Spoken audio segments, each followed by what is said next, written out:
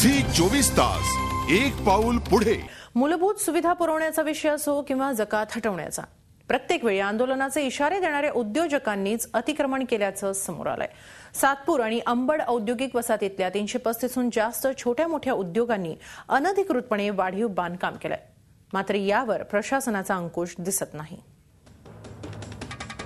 नाशिकमध्ये उद्योजकांनीच अतिक्रमण केल्याचं उघड झालंय। सातपूर औद्योगिक वसाहतीत तब्बल 177 कंपन्यांनी वाढीव बांधकाम शेड उभारल्याचं उघड झालंय, तर अंबड औद्योगिक वसाहतीमध्ये 160 कंपन्यांनी अनधिकृत बांधकाम केल्याचं माहिती अधिकारात समोर आलंय। महाराष्ट्र औद्योगिक विकास महामंडळानं या सगळ्या कारखानदारांना नोटिसा बजावल्यात, पण आतापर्यंत कुठलीही कारवाई झालेली नाही। मला याच्यात दाट संशय आयमा आणि निमा या संघटनेचा आहे, कारण आयमा नियमाच्या पदाधिकारी जर अतिक्रमण करत असेल तर त्याला बाकी इतर काय करणार आहे। आणि ह्या ज्या संघटना MIDCवर प्रेशर आणतात, यांचं जर मुळात जर तुम्ही बघितलं तर यांनीच नियमबाह्य काम करून जिथं ज्या उद्देशासाठी तुम्हाला जो सवलतीच्या दरात भूखंड दिलेला आहे, तिथं त्या भूखंडावर यांनी गाळे विकून टाकलेले आहेत। सामाजिक उपक्रमासाठी देण्यात आलेल्या भूखंडावर बांधकाम करून आयमा संघटनेनं अर्थप्राप्तीचा मार्ग शोधल्याचा आरोप केला जातोय।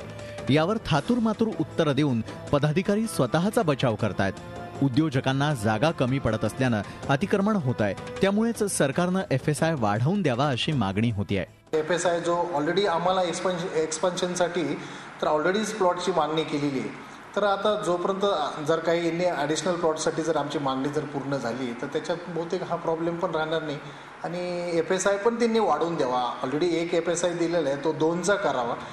एवढ्या मोठ्या प्रमाणात अतिक्रमण होत असताना MIDCचे अधिकारी मात्र कारवाई करताना दिसत नाहीत। कारवाईवरून MIDC आणि महापालिका एकमेकांवरती ढकलाढकली करतायत, त्यामुळे उद्योजकांना पाठीशी घालण्याचा तर हा प्रकार नाही ना, अशी शंका उपस्थित होतीये। झी 24 ताससाठी मुकुल कुलकर्णी, नाशिक। झी 24 तास एक पाऊल पुढे।